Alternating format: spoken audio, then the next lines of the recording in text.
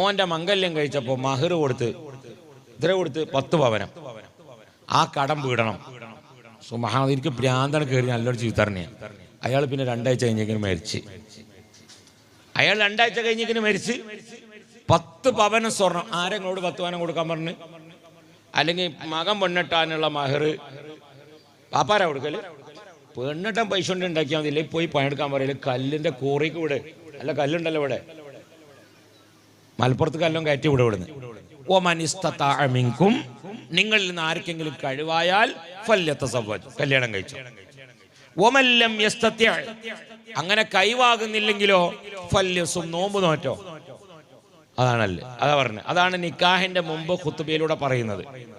അതിനൊന്നും നമുക്കാവില്ല. എന്നിട്ട് വാപ്പാര് മക്കൾക്കും വേണ്ടിയിട്ട് പൈസ കടം വാങ്ങി മഹർ വാങ്ങി കൊടുത്ത് മാംഗല്യം കഴിച്ചിട്ട് പിന്നെ ആ ടെൻഷനായിട്ട് അറ്റാക്കായി, അങ്ങനെ പിന്നെ മിംസ് ഹോസ്പിറ്റലിലായി.